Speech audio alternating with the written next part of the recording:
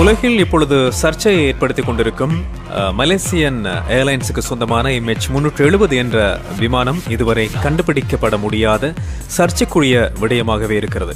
அதாவது பலதரப்பட்ட நாடுகளும் தொழில்நுட்பங்களும் சேர்ந்து 9 நாட்களாக தேடியும் இதுவரை கேள்விகள் தான் அதிகரித்ததே தவிர சிறிதளவேனும் சந்தேகங்களை தீர்த்து வைத்து பாடில்லை. இவ்வாறு இருக்க லங்காஸ்ரீ எஃப்எம்மின் இந்த விமானம் தொடர்பான ஒரு ஆய்வினை மேற்கொண்டோம். அதன் அடிப்படையில் எங்களோடு இணைந்திருக்கின்றார் கனடாவிலிருந்து ஆய்வாளர் சுதர்மா. வணக்கம் சுதர்மா. வணக்கம் பாபு. மலேசியன் ஏர்லைன்ஸ் நிறுவனத்தின் MH370 என்ற குறியீட்டை கொண்ட இந்த விமானம் மாயமாகி 9 நாட்கள் ஆகிவிட்டன. இது குறித்த சர்ச்சைகள், குழப்பங்கள் தொடர்ந்த வண்ணமே உள்ளன. இந்த விமானம் மர்மம் எப்படி இத்தனை நாள் நீடிக்கிறது? ஆமாம், நாம் முதலில் ஏற்றுக்கொள்ள வேண்டிய விடயம் யாதெனில், தொழில்நுட்பம் எவ்வளவுதான் வளர்ந்தாலும் மானுடத்தின் சகல தேவைகளையும் அதனால் பூர்த்தி செய்ய முடியாது என்ற உண்மையை நிரூபிக்கின்ற இன்னொரு சம்பவமாக இந்த விமான மறைவு இடம்பெற்றுவிட்டது. எனவே இந்த செய்மதி வலைப்பின்னல்கள், தொலை தொடர்புகள், நிழற்படங்கள் என்பவற்றிற்கெல்லாம் மேலாக வளமையான தேடுதல் பணிகளை கூட வெற்றியை தர முடியாத ஒரு நிலையை இந்த விமான திசை திருப்பல் அல்லது இந்த விமான மறைவில் ஈடுபட்ட மானிடர்களின் மதிநுட்பம் செயலாற்றி இருக்கின்றது. அதுவேதான் இன்றைய இந்த நிலைக்கு இந்த விவகாரத்தை இட்டு சென்றிருக்கின்றது. இப்போது இந்த விமானம் மறைந்த பகுதியை கடந்து விமான பரப்பிற்கான எரிபொருள் இருந்த பகுதிகளை எல்லாம் நோக்கி இந்த தேடுதல் வியாபித்திருப்பதற்கும் இதுதான் காரணம்.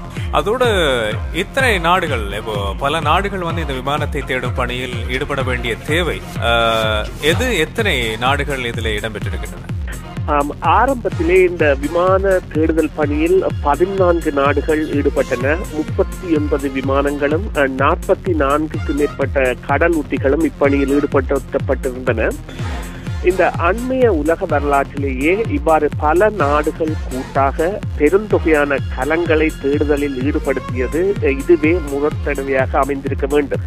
இந்த முன்னே குறிப்பிட்டதன்படி இந்த செய்மதி வலைநுட்பம், அதனூடான படப்பிடிப்புகள் கூட இந்த விமானம் மாயமான பிரதேசத்தை பற்றிய தெளிவில்லாத தகவல்களை தந்தமையே இதற்கான காரணம். பல நாடுகள் கூட்டாக பெருந்தொகையான கலங்களை ஈடுபடுத்தியது இதுவே முதற் தடவை. இந்த செய்மதி வலைநுட்பம், அதனூடான படப்பிடிப்புகள் கூட இந்த விமானம் மாயமான பிரதேசத்தை பற்றிய தெளிவில்லாத தகவல்களை தந்தமையே இதற்கான காரணம். இந்த விமானம் ஒன்று செயலிழந்து கடலில் வீழ்ந்திருந்தால் இந்த சிதைவுகளும் பல்வேறுபட்ட சான்றுகளும், எண்ணெய் படிமங்கள் போன்றன, மிதப்பன போன்றனவும் அந்த இடத்தில் இடம்பெற்றிருக்க வேண்டும். இருந்தாலும் இந்த கடந்த சில வருடங்களுக்கு முன்னர் இந்த பிரெஞ்சு ஏர்லைன்ஸ் விமானம் ஒன்று அட்லாண்டிக் கடலில் மறைந்த போது அது கடலில் வீழ்ந்தது என்பதை கண்டுபிடிப்பதற்கு 5 நாட்கள் எடுத்திருந்தன. இது ஒரு முன்னுதாரணம். எனவே இந்த விமானம் கடலில் வீழ்ந்து கடற்படுக்கையில் இருக்கலாம், தடயங்கள் படிப்படியாக மேலே வரலாம் என்ற எதிர்பார்ப்பே இவ்வாறு இந்த 14 நாடுகளும் ஆரம்பத்தில் ஈடுபட்டதற்கான காரணமாக இருந்திருந்தது. இருந்தும் இன்றைய தேதியில் இந்த மணித்துளியில் இந்த பணியில் 25 நாடுகள் ஈடுபட்டிருக்கின்றன. இறுதியாக India, Bangladesh, Pakistan, Turkmenistan, Kazakhstan போன்ற நாடுகள் எல்லாம் இந்த பணியில் தங்களை ஈடுபடுத்தியுள்ளன. இதற்கான காரணம் இந்த விமானம் திசை திருப்பப்பட்டு பறக்கப்பட்டதே ஆகும். இதில் பயணம் செய்தவர்கள் குறித்த சந்தேகங்கள் முதலில் எழுப்பப்பட்டன. அதற்கான காரணம் என்ன? நான் நினைக்கின்றேன் இதற்கான காரணம் இந்த விமான பறப்பை மேற்கொள்ள ஆரம்பித்து 7 மணித்தியாலங்களின் பின்பு கூட செய்மதிக்கான தொடர்பை ஏற்படுத்தும் முயற்சிகளுக்கான சமிஞ்சைகளை அது வெளிப்படுத்தி இருக்கின்றது. இவ்வாறான சமிஞ்சை வெளிப்படுத்தல் அந்த விமானத்திலிருந்து காலை 8:15 வரை கிடைத்ததாக கோலாலம்பூர் செய்திகள் படித்து தெரிய வருகின்றது. எனவே இந்த விமானம் தனது பறப்பை ஆரம்பித்தது அதிகாலை 12:40 இருந்த பொழுதும் 8:15 வரை அது இந்த செய்மதி தொடர்பை ஏற்படுத்த முயற்சி செய்ததானது அதில் எரிபொருள் இருந்த நிமிடம் வரை அந்த விமானம் பறந்திருக்கின்றது என்ற சந்தேகத்தை ஏற்படுத்தி இருக்கிறது. எவ்வாறு இந்த விமானம் தொடர்பான குழப்பங்கள் நீடித்துக் கொண்டே செல்கின்றன என்று நீங்கள் கருதுகின்றீர்கள்? ஆமாம், முதலில் ஆரம்பத்தில் இந்த விமானம் மறைந்த பொழுது அதில் இருவர் போலியான கடவுச்சீட்டுகளை பயன்படுத்தினார்கள் என்பதும் அவர்கள் ஈரானிய தேசத்தை சேர்ந்தவர்கள் என்பதும் முன்னிலைப்படுத்தப்பட்டது செய்தி ஊடகங்களினால். ஆனால் அந்த மலேசிய அரசு அதிகாரிகள் இவர்கள் புகலிடம் தேடி ஐரோப்பாவிற்கு பயணம் செய்தவர்கள் என்பதை அறிவித்திருந்தார்கள். அதற்கான காரணம் இவர்கள் இந்த விமானத்தில் தான் பயணம் செய்ய வேண்டும் என கோரியிருக்கவில்லை. இவர்கள் அந்த விமான சீட்டை பெற்ற நிறுவனத்திடம் ஆக குறைந்த விலையில் ஐரோப்பாவிற்கு செல்வதற்கான பயண சீட்டுகளை பெற்றார்களே ஒழிய அவர்கள் பயணப்பாதை பற்றிய எந்த விவரங்களையும் அந்த நிறுவனத்திடம் அவர்கள் கேட்கவில்லை என்பதை கண்டறிந்ததை அடுத்து மலேசியா இந்த அறிவிப்பை வெளியிட்டிருந்தது. எனினும் இன்று கூட அந்த அனுமானம் அப்படியே உயிர்நிலையிலேயே இருக்கின்றது. அதாவது சில வேளைகளில் பயணிகளால் கடத்தப்பட்டிருக்கலாமா என்கின்ற அந்த அனுமானம். இருந்தாலும் கூட இப்படி பல விமர்சனங்கள் வந்தாலும் கூட எழுந்தாலும் கூட எப்படி விமான கடத்தல் இடம்பெற்றிருக்க முடியாது என்ற அனுமானத்திற்கு இவர்களால் வர முடியும்?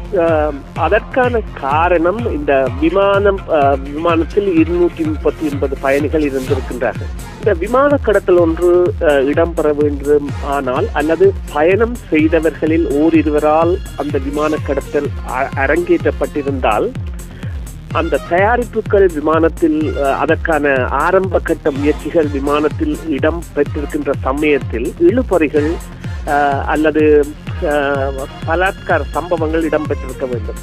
அப்படியான சமயத்தில் விமான பணியாளர்களோ அல்லது விமானிகளோ விமானம் கடத்தலுக்கு உள்ளாக்கப்படுகின்றது என்ற சங்கேத சமிஞ்சைகளை உடனடியாக அனுப்பி இருக்க முடியும். அவ்வாறுதான் இந்த விமான கடத்தல்கள் விமானங்களில் இடம்பெறும் பொழுது கண்டறியப்படுகின்றன. அந்த சீனாவின் தலைநகருக்கு பயணத்தை மேற்கொண்டிருந்த விமானத்தில் ஏலவே குறிப்பிட்டிருந்தது போல 12 விமான பணியாளர்கள் உள்ளிட்ட 239 பேர் பயணம் செய்திருந்தார்கள். இவர்களில் 159 பேர் சீனர்கள். எனவே இவ்வாறான ஒரு கடத்தல் முயற்சி மேற்கொள்ளப்பட்டிருந்தால் அதற்கான கலைபுரங்கள் நடைபெற்றிருப்பதற்கும் அதனை கட்டுப்பாட்டு கோபுரத்திற்கு தெரிவிப்பதற்குமான கால அவகாசத்தை விமானிகள் இருவரும் கட்டாயமாக பெற்றிருப்பார்கள். அத்தோடு இந்த சீனர்கள் சாதாரணமாகவே இந்த தற்காப்பு கலைகளை கற்றுணர்ந்தவர்களாக இருப்பவர்கள் என்பது நாங்கள் அறிந்த உண்மை. அவ்வாறான ஒரு கடத்தல் முயற்சி இடம்பெற்றிருந்தால் அதன் போது நிச்சயமாக கலைபுரம் இடம்பெற்றிருக்கும் சாத்தியம் இருக்கின்றது. ஏனென்றால் இந்த விமான கடத்தல் என்பது சகலருக்குமே ஒரு புரியப்பட்ட விடயமாக 2001ஆம் ஆண்டு அமெரிக்காவில் இடம்பெற்ற தாக்குதலின் பின்னான பாதுகாப்பு ஏற்பாடுகள் அதனை ஒரு முக்கியத்துவப்படுத்தி இருந்தன. எனவே அவ்வாறான எந்த ஒரு தடயங்களும் இல்லாததே அந்த சந்தேகத்தை மழுங்கடிக்கின்றது. விமானம் கடத்தப்பட்டிருக்கலாம் என்ற அந்த பயணிகளால் கடத்தப்பட்டிருக்கலாம் என்ற சந்தேகத்தை மழுங்கடிக்கின்றது. அதே நேரத்தில் பொதுவாக பார்த்தால் பல விமர்சனங்கள் இருந்தாலும் கூட இப்போது விமானிகள் அல்லது விமான பணியாளர்கள் மீதான சந்தேகம் வலுப்பெற்றிருக்கிறது. இது எதன் அடிப்படையில் இந்த சந்தேகம் தெரிவிக்கப்பட்டிருக்கிறது அப்படின்னு சொல்லி நீங்க நினைக்கிறீங்க? இதற்கான காரணம் இந்த விமானம் இந்த கட்டுப்பாட்டு கோபுரத்துடன் தொடர்பை முறித்து கொண்ட பிரதேசமும் அதன் பின்னராக இந்த விமானத்தின் பறப்புமே இந்த சந்தேகத்திற்கான முதன்மை காரணம்.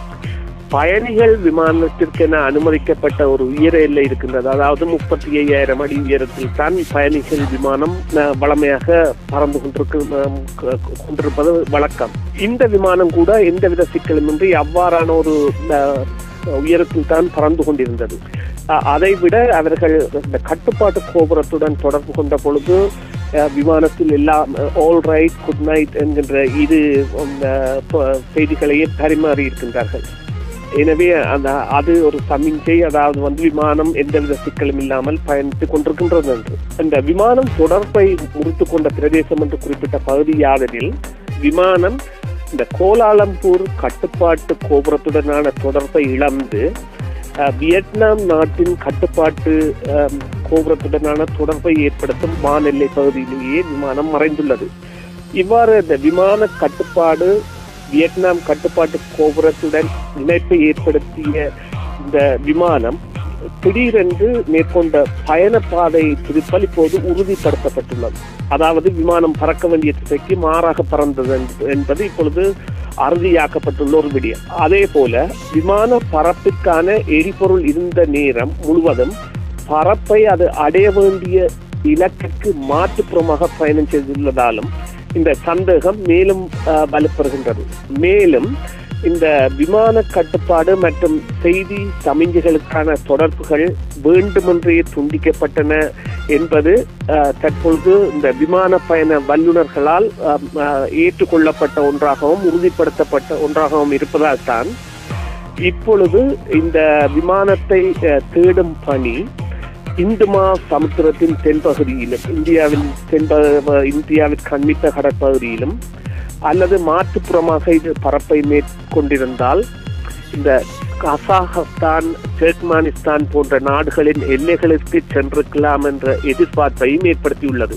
இந்த நாடுகளுக்கும் மலேசியாவிற்குமாக இடையிலான நேர வித்தியாசம் 2 மணி நேர வித்தியாசம் இருப்பதால் இந்த இறுதி சமிஞ்சை கிடைக்கப்பெற்ற 8 மணி 11 நிமிடம் அந்த நாடுகளில் காலை 6 மணி 11 நிமிடமாக இருந்திருக்க வேண்டும். எனவே சில வேளைகளில் அவ்வாறு தரையிறக்கப்படக்கூடிய சாத்தியங்கள் கூட அதிகாலை என்றபடியால் பலருக்கு தெரியாமல் இறக்கப்பட்டிருக்கலாம் என்று இவர்கள் அதாவது செல்ல வேண்டிய திசையில் செல்லாமல் வேறு திசையில் பயணித்திருக்கிறது விமானம் என்ற ஒரு ஊகம் வெளியிட்டிருக்கிறது. இதன் மூலமாக எதற்காக விமானிகள் இவ்வாறு செய்திருப்பார்கள்?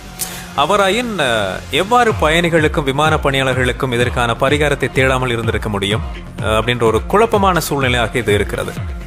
இது உண்மையிலே ஒரு நல்ல கேள்வி என்பதை விட முக்கியமான கேள்வி கூட. இந்த விமானிகள் செய்தார்களோ இந்த கடத்தலை, அல்லது அவர்களில் ஒருவர் செய்தாரோ? 2 விமானிகள் இருக்கின்றார்கள், தலைமை விமானி மற்றவர் உதவி விமானி என்பது இன்னுமே தெரியாத ஒரு விடயம். ஆனால் இந்த விமானத்தின் இயக்கு பகுதி, அந்த விமான கட்டுப்பாட்டு அறைக்குள் விமானிகள் கதவை திறக்காதவரை யாரும் உள்ளே செல்ல முடியாது. இது இந்த 2001ஆம் ஆண்டிற்கு பின்பு மிகவும் பலப்படுத்தப்பட்ட ஒரு பாதுகாப்பு அம்சம். எனவே இந்த விமானிகளின் அனுமதியின்றி அறை கதவு திறக்கப்படுவதற்கு பெரியதொரு போராட்டம் நடைபெற்றிருக்க வேண்டும் பயணிகள் அல்லது வேறு யாராவது செய்திருப்பார்களாயும். அதைவிட இந்த விமானம் ரேடர் திரையிலிருந்து மறைந்தவுடன் சில அசாதாரண நிலைகளை அடைந்திருக்கின்றது என்பதை தற்பொழுது மலேசிய அரசு மற்றும் இந்த விசாரணைகளில் ஈடுபட்டுள்ள அமெரிக்கா போன்ற தரப்புகளும் தெரிவித்துள்ளன. அதில் முக்கியமானது யாதெனில், இந்த 35,000 அடி உயரத்தில் பறந்து கொண்டிருந்த இந்த விமானம் திடீரென 45,000 அடி உயரத்தை தொட்டிருக்கின்றது. அதன் பின்னர் அந்த விமானம், அவர்களது ரேடர் கணிப்பின்படி அந்த விமானம் மீண்டும் திடீரென 22,000 அடி உயரத்தை கீழிறங்கி 23,000 அடி உயரத்தில் பறந்திருக்கின்றது. எனவே இந்த இவ்வாறான உயர்வு மற்றும் உடனடியாக கீழிறங்குதல் போன்றன அந்த பயணிகளுக்கு ஒரு அசௌகரியத்தை ஏற்படுத்தி இருக்க வேண்டும். இப்ப 45,000 அடி உயரத்தில் பறக்கும் பொழுது உடல் அழுத்தம் கூடுதலாக இருக்கும். எனவே நிச்சயமாக அந்த பயணிகள் விழித்திருப்பார்கள். அப்படியான ஒரு நேரத்தில் விமானிகளிடமிருந்து ஒரு தகவல் வந்திருக்கலாம். அந்த அறிவிப்பினூடாக, அந்த ஒலிபெருக்கினூடாக விமானம் சிறிது சிக்கலுக்குள்ளாகியது, நாங்கள் இப்பொழுது சர்ச் செய்து விட்டோம், அல்லது விமானம் கட்டுப்பாட்டு கோபுரத்துடனான தொடர்பை இழந்து விட்டது, எனவே நாங்கள் வேறு விமான நிலையத்தை நோக்கி சென்று கொண்டிருக்கின்றோம் என்று அவர்கள் சொல்லி இருக்கலாம். பயணிகளும் நம்பி இருப்பார்கள். ஏனென்றால் ஒரு சாதாரண பயணத்தில் நடக்கின்ற விடயங்கள் தானே.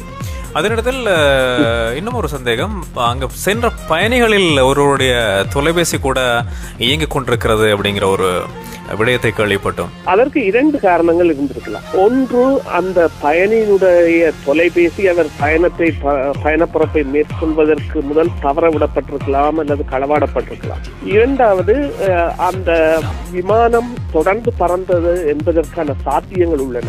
எனவே அந்த விமானத்தில் அவருடைய அந்த தொலைபேசியினுடைய தொடர்பு வலை ஒரு செய்மதியூடாக இருந்திருக்கின்றது என்பதற்கான உதாரணமாக கூட அது இருந்திருக்கலாம்.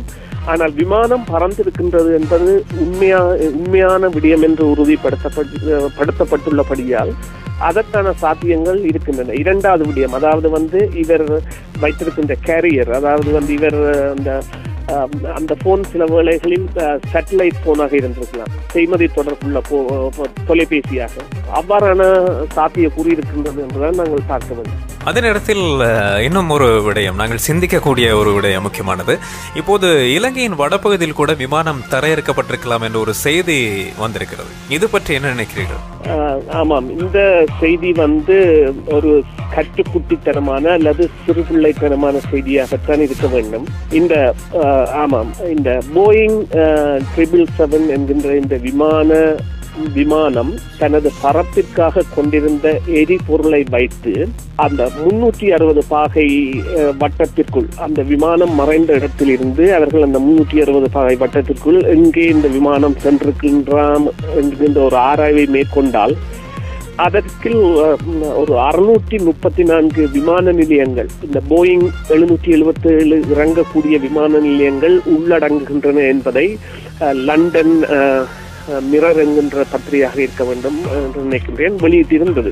அப்பொழுது அந்த 634 விமான நிலையங்கள் என்று அடையாளப்படுத்தப்பட்டவையில் இந்திய விமான நிலையங்கள், இலங்கை விமான நிலையங்கள் என பல உள்ளன. எனவே இந்த செய்தியை வெளியிட்ட ஒரு இந்திய சஞ்சிகையின் நிருபர் இலங்கை விவகாரத்தை அல்லது இலங்கையின் தற்போதைய நிலைமையை தெரியாதவராக இருந்திருக்க வேண்டும்.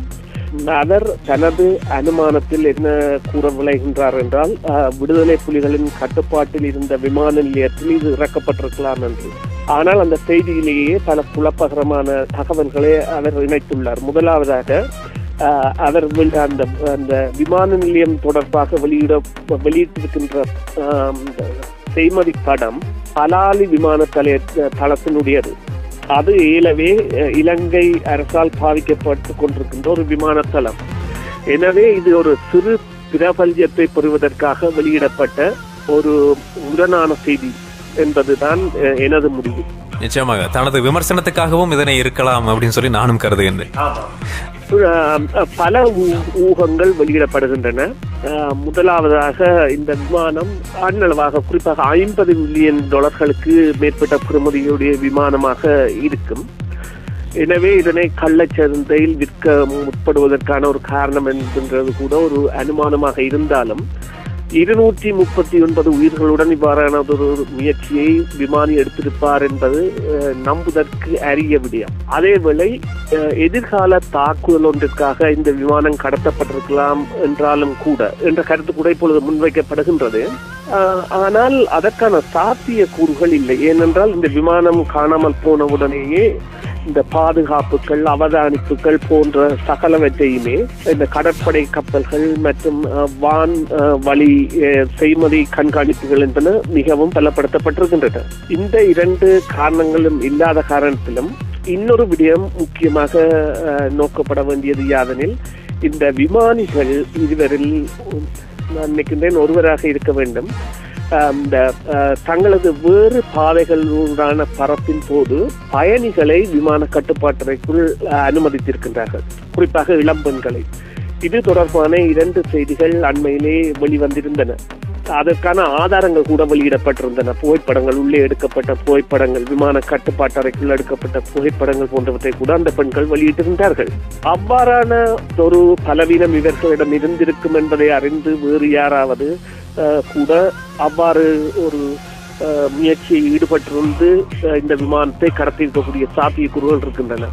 ஏனென்றால் இப்பொழுது உங்களுக்கு தெரிந்திருக்கும், சீனாவில் இப்பொழுது 2 வாரங்களுக்கு முதல் அங்கு கிளர்ச்சியாளர்கள் இருக்கின்றார்கள்.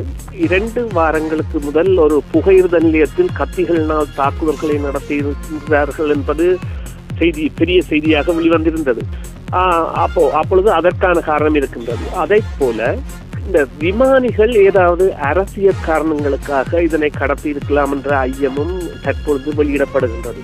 ஆனால் இந்த முதலே குறிப்பிட்டபடி இந்த 2 விமானிகளையும் தவிர்த்து 237 பேர் இந்த விமானத்தில் இருந்திருக்கின்றார்கள். இவ்வளவு உயிர்களையும் 9 நாட்களுக்கு காப்பாற்றி வைப்பது, அவர்களுக்கு சாப்பாட்டு, இந்த பல விடயங்கள் இதில் தங்கியுள்ளன. அதை விட இன்னும் இந்த ஊடகங்கள் பெரிதுபடுத்தப்படாத இன்னொரு சாத்தியம் கூட இருக்கலாம். எவ்வாறாயின் இது ஒரு தற்கொலை முயற்சியாக இருந்திருக்கலாம். ஒரு விமானி மற்ற விமானியை கொலை செய்துவிட்டு விமானத்துடன் தற்கொலை கூட செய்திருக்கலாம். இறுதியாக எரிபொருள் இருக்கும் வரை பறந்து அல்லது இன்னொரு இடத்தை நோக்கி சென்று கொண்டிருக்கும் பொழுது அல்லது இந்த விமான ரேடருக்குள் அகப்படாமல் செல்ல வேண்டும் என்பதற்கான பரப்புகளை மேற்கொண்டிருந்த பொழுது இவ்வாறு நடந்திருக்கலாம். இந்த விமான பரப்பிலும் இன்னொரு விடயம் உள்ளது. விமானம் 35,000 அடி உயரத்தில் பறக்கும் பொழுது தேவையான எரிபொருளுக்கும் அது ரேடர் திரைகளில் இருந்து மறைந்து உயரம் குறைந்து பறக்க வேண்டுமாயின் அதற்காக தேவையான எரிபொருளுக்கும் இடையில் பாரிய வித்தியாசம் உள்ளது. இவர்கள் 35,000 அடி உயரத்தில் பறக்கும் பொழுது இந்த விமானம் 7 மணித்தியாலங்கள் மேலதிகமாக பறப்பதற்கான எரிபொருள் இருந்திருக்கலாம் என்று தான் தங்களது விசாரணைகளை கொண்டு செல்கின்றார்கள். ஆனால் அவர்கள் ரேடர் திரைக்குள் அகப்படாமல் தாழ்வாக பறந்திருக்க வேண்டுமாயின் அந்த விமானம் 4 மணித்தியாலங்கள் கூட பறந்திருக்க முடியாது, ஏனெனில் அதற்கான எரிபொருள் மேலதிகமாக தேவை. அதே நேரத்தில் விமானிகள் இவ்வாறு செய்திருப்பார்களாயின் இதற்கான காரணம் என்னன்னு சொல்லி நீங்க நினைக்கிறீங்க? எனினும் நாங்கள் இவ்வளவு நேரமும் கதைத்துக் கொண்டிருந்த விடயங்கள் எல்லாம் ஊகங்களின் அடிப்படையிலானவை, செய்திகளாக வெளிவந்தவை. இந்த ஊகங்களில் எது சரியானது எது உண்மையானது என்பதை அறிவதற்கான கால அவகாசம் நீண்டதாக இருக்கலாம். ஆனால் இந்த விமானத்திற்கு என்ன ஆனது, விமானம் கடலில் விழுந்ததா அல்லது எங்காவது தரை இறங்கியதா என்பதற்கான விடியை இந்த 25 நாடுகளும் ஒரு சில நாட்களுக்குள் கண்டுபிடித்தே ஆக வேண்டும். இல்லையேல் இந்த தொழில்நுட்பம் மற்றும் இவர்களது பாதுகாப்பு வேலைகள் போன்ற பல விடயங்கள் மிகுந்த அச்சுறுத்தலுக்கு உட்பட்டவையாக இருக்கின்றன என்கின்ற உண்மையை நிரூபிக்கின்ற சம்பவமாக இது அமைந்துவிடும். அதாவது அதில் கிட்டத்தட்ட 2530 மைல் தூரம் வரை பயணம் செய்ய தேவையான எரிபொருள் அந்த விமானத்தில் இருந்தது அப்படின்னு சொல்லியும் சொல்லியிருக்கிறார்கள். ஆமாம், ஆனால் அந்த விமானம் பறக்கின்ற உயரத்திலும் இருக்கின்றது. விமானம் தாழ்வாக பறக்கும் பொழுது அதற்கு அதிக எரிபொருள் தேவை. அப்பொழுது அப்படி பார்ப்போமாக இருந்தால் அதன் பயண தூரம் குறைவாக இருக்கும். என்னதான் இருந்தாலும் ஒரு உண்மை, இந்த விமானம் இந்த நாங்கள் பல ஊகங்களைத்தான் இங்கே கதைக்கின்றோம். எது உண்மை என்பது யாருக்குமே தெரியாத ஒரு நிலையில் இருக்கின்றது. அப்பொழுது இந்த ஊகங்களில் எது சரியானது என்பது தெரிய வர சில வேளைகளில் நீண்ட நாட்கள் கூட எடுக்கலாம். ஆனால் விமானத்திற்கு என்ன ஆனது அல்ல விமானம் எங்கே இருக்கின்றது என்பதை கண்டறிவதற்கு இன்னும் சில நாட்களுக்குள் அது கண்டறியப்பட்டே ஆக வேண்டும். இப்பொழுது 25 நாடுகள் ஈடுபட்டிருக்கின்றன. எனவே அந்த விமானத்திற்கு என்ன நடந்தது, எப்படி அது மாயமாய் போனது என்றது கண்டுபிடிப்பார்கள் என்பதை நம்புவோமாக. இதுவரை நேரமும் இந்த மலேசியன் ஏர்லைன்ஸ் விமானம் தொடர்பான சர்ச்சைகள், பலதரப்பட்ட கேள்விகள் எங்களுக்குள் இருந்தது. அந்த கேள்விகளுக்கான விடையினை எங்களுக்கு அளித்திருந்தார் சுதர்மா. நன்றி பாபு, வணக்கம். மீண்டும் இன்னொரு பொழுதில் சந்திப்போம். எனவே மீண்டும் மற்றொரு நிகழ்ச்சியில் சந்திப்போம். நன்றி, வணக்கம்.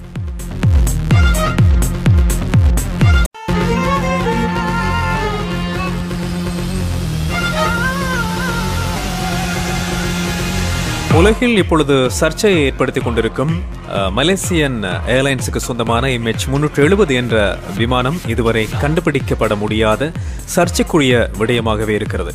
அதாவது பலதரப்பட்ட நாடுகளும் தொழில்நுட்பங்களும் சேர்ந்து 9 நாட்களாக தேடியும் இதுவரை கேள்விகள் தான் அதிகரித்ததை தவிர சிறிதளவேனும் சந்தேகங்களை தீர்த்து வைத்து பாடில்லை. இவ்வாறு இருக்க லங்காசுரி எஃப்எம்மின் இந்த விமானம் தொடர்பான ஒரு ஆய்வினை மேற்கொண்டோம். அதன் அடிப்படையில் எங்களோடு இணைந்திருக்கின்றார் கனடாவில் இருந்து ஆய்வாளர் சுதர்மா. வணக்கம் சுதர்மா. வணக்கம் பாபு. மலேசியன் ஏர்லைன்ஸ் நிறுவனத்தின் MH370 என்ற குறியீட்டை கொண்ட இந்த விமானம் மாயமாகி 9 நாட்கள் ஆகிவிட்டன. இது குறித்த சர்ச்சைகள், குழப்பங்கள் தொடர்ந்த வண்ணமே உள்ளன. இந்த விமானம் மர்மம் எப்படி இத்தனை நாள் நீடிக்கிறது?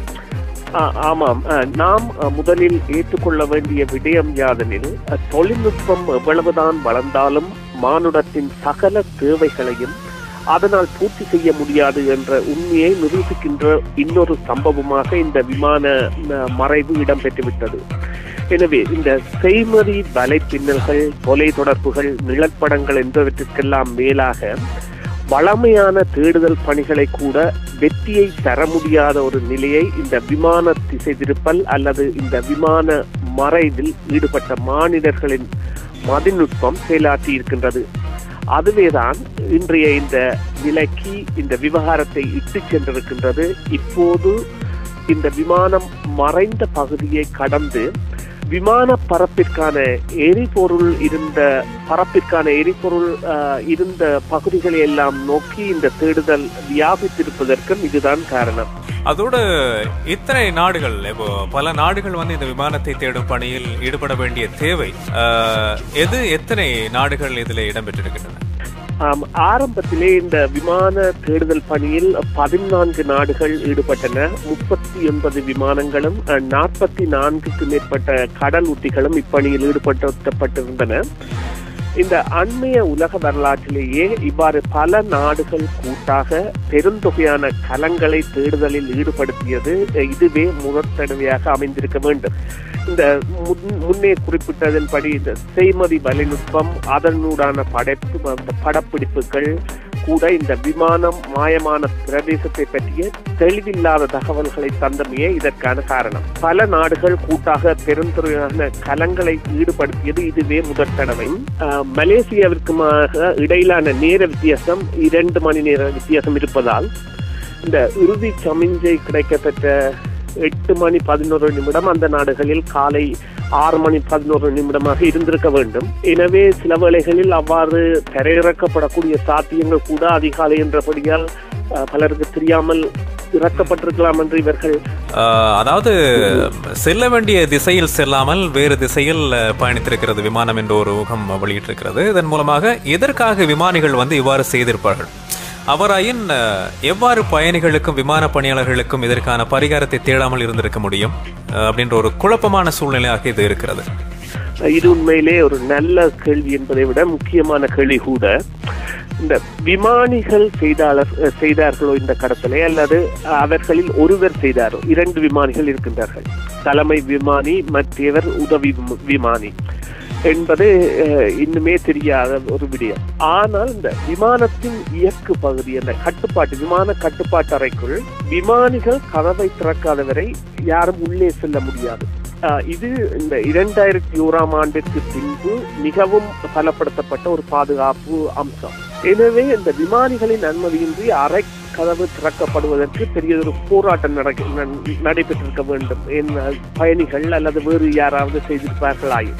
அதைவிட இந்த விமானம் ரேடர் திரையிலிருந்து மறைந்தவுடன் சில அசாதாரண நிலைகளை அடைந்திருக்கின்றது என்பதை தற்பொழுது மலேசிய அரசு மற்றும் இந்த விசாரணைகளில் ஈடுபட்டுள்ள அமெரிக்கா போன்ற தரப்புகளும் தெரிவித்துள்ளன. அதில் முக்கியமானது யாதெனில், இந்த 35,000 அடி உயரத்தில் பறந்து கொண்டிருந்த இந்த விமானம் திடீரென 45,000 அடி உயரத்தை தொட்டிருக்கின்றது. அதன் பின்னர் அந்த விமானம், அவர்களது ரேடர் கணிப்பின்படி அந்த விமானம் மீண்டும் திடீரென 22,000 அடி உயரத்தை கீழிறங்கி 23,000 அடி உயரத்தில் பறந்திருக்கின்றது. எனவே இந்த இவ்வாறான உயர்வு மற்றும் உடனடியாக கீழிறங்குதல் போன்றன அந்த பயணிகளுக்கு ஒரு அசௌகரியத்தை ஏற்படுத்தி இருக்க வேண்டும். இப்ப 45,000 அடி உயரத்தில் பறக்கும் பொழுது உடல் அழுத்தம் கூடுதலாக இருக்கும். எனவே நிச்சயமாக அந்த பயணிகள் விழித்திருப்பார்கள். அப்படியான ஒரு நேரத்தில் விமானிகளிடமிருந்து ஒரு தகவல் வந்திருக்கலாம். அந்த அறிவிப்பினூடாக, அந்த ஒலிபெருக்கினூடாக விமானம் சிறிது சிக்கலுக்குள்ளாகியது, நாங்கள் இப்பொழுது சரி செய்துவிட்டோம், அல்லது விமானம் கட்டுப்பாட்டு கோபுரத்துடனான தொடர்பை இழந்து விட்டது, எனவே நாங்கள் வேறு விமான நிலையத்தை நோக்கி சென்று கொண்டிருக்கின்றோம். இந்த செய்மதி வலைநுட்பம், அதனுடான படப்பிடிப்புகள் கூட இந்த விமானம் மாயமான பிரதேசத்தை பற்றிய தெளிவில்லாத தகவல்களை தந்தமையே இதற்கான காரணம். இந்த விமானம் ஒன்று செயலிழந்து கடலில் வீழ்ந்திருந்தால் இந்த சிதைவுகளும் பல்வேறுபட்ட சான்றுகளும், எண்ணெய் படிமங்கள் போன்றன, மிதப்பன போன்றனவும் அந்த இடத்தில் இடம்பெற்றிருக்க வேண்டும். இருந்தாலும் இந்த கடந்த சில வருடங்களுக்கு முன்னர் இந்த பிரெஞ்சு ஏர்லைன்ஸ் விமானம் ஒன்று அட்லாண்டிக் கடலில் மறைந்த போது அது கடலில் வீழ்ந்தது என்பதை கண்டுபிடிப்பதற்கு 5 நாட்கள் எடுத்திருந்தன. இது ஒரு முன்னுதாரணம். எனவே இந்த விமானம் கடலில் வீழ்ந்து கடற்படுக்கையில் இருக்கலாம், தடயங்கள் படிப்படியாக மேலே வரலாம் என்ற எதிர்பார்ப்பே இவ்வாறு இந்த 14 நாடுகளும் ஆரம்பத்தில் ஈடுபட்டதற்கான காரணமாக இருந்திருந்தது.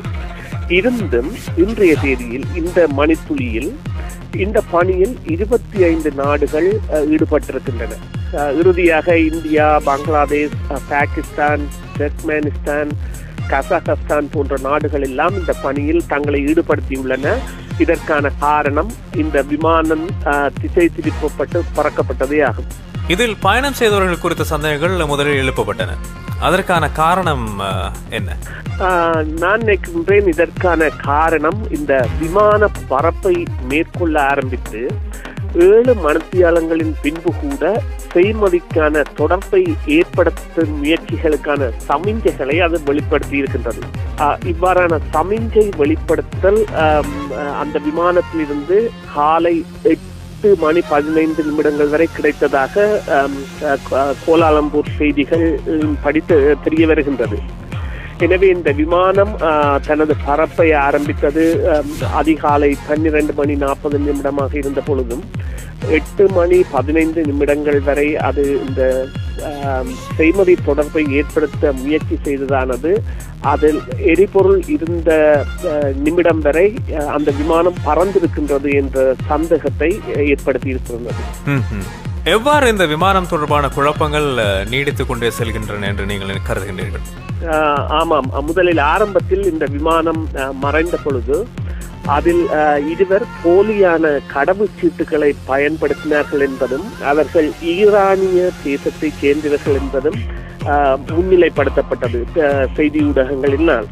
ஆனால் அந்த மலேசிய அரசு அதிகாரிகள் இவர்கள் புகலிடம் தேடி ஐரோப்பாவிற்கு பயணம் செய்தவர்கள் என்பதை அறிவித்திருந்தார்கள். அதற்கான காரணம் இவர்கள் இந்த விமானத்தில் தான் பயணம் செய்ய வேண்டும் என கோரியிருக்கவில்லை.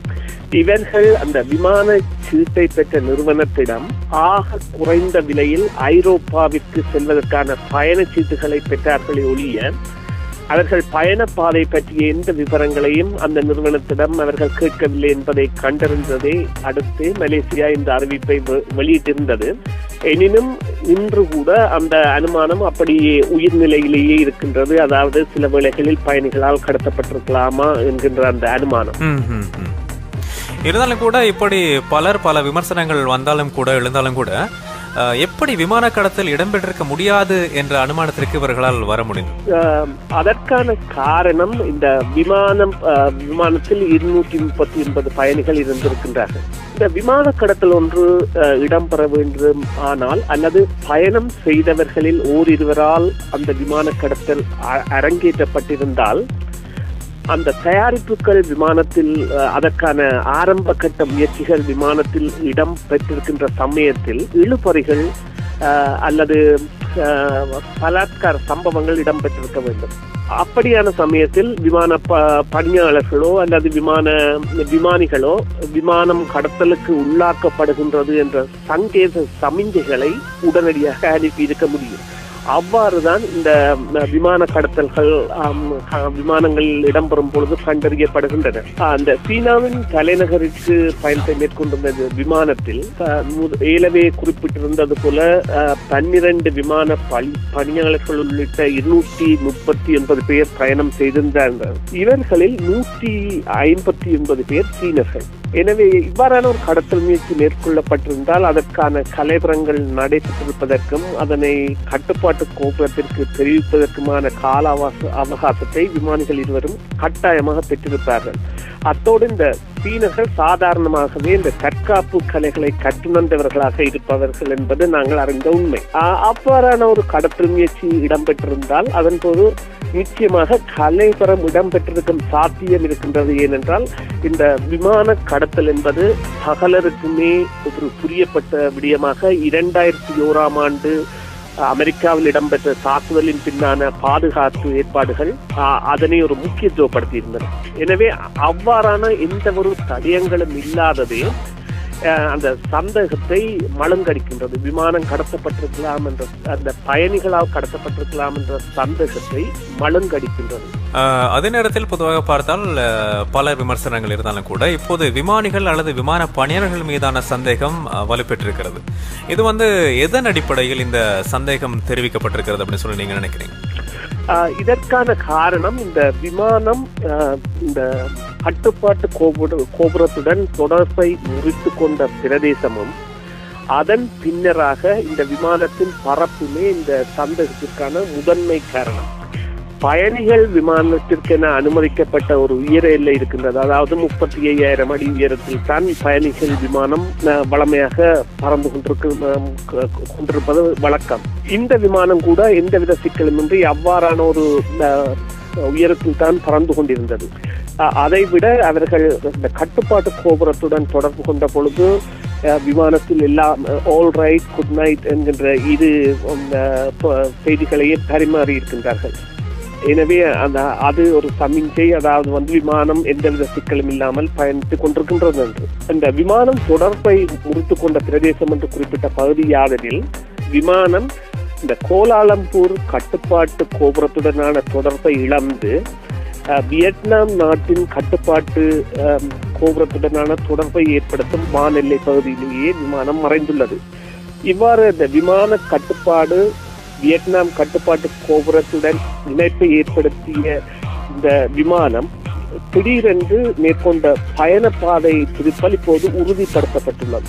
அதாவது விமானம் பறக்க வேண்டிய திசைக்கு மாறாக பறந்தது என்பது இப்பொழுது அறுதியாக்கப்பட்டுள்ள ஒரு விடயம். அதே போல விமான பறப்பிற்கான எரிபொருள் இருந்த நேரம் முழுவதும் பறப்பை அது அடைய வேண்டிய இலக்கிற்கு மாற்றுப்புறமாக பயணம் செய்துள்ளதாலும் இந்த சந்தேகம் மேலும் வலுப்பெறுகின்றது. மேலும் இந்த விமான கட்டுப்பாடு மற்றும் செய்தி சமிஞ்சைகளுக்கான தொடர்புகள் வேண்டுமென்றே துண்டிக்கப்பட்டன என்பது தற்பொழுது இந்த விமான பயண வல்லுநர்களால் ஏற்றுக்கொள்ளப்பட்ட ஒன்றாகவும் உறுதிப்படுத்தப்பட்ட ஒன்றாகவும் இருப்பதால் தான் இப்பொழுது இந்த விமானத்தை தேடும் பணி இந்துமா சமுத்திரத்தின் தென்பகுதியிலும் இந்தியாவிற்கு அண்மித்த கடற்பகுதியிலும் அல்லது மாற்றுப்புறமாக இது பறப்பை மேற்கொண்டிருந்தால் இந்த கசாகஸ்தான், துர்க்மெனிஸ்தான் போன்ற நாடுகளின் எல்லைகளுக்கு சென்றிருக்கலாம் என்ற எதிர்பார்ப்பையும் ஏற்படுத்தியுள்ளது. இந்த நாடுகளுக்கு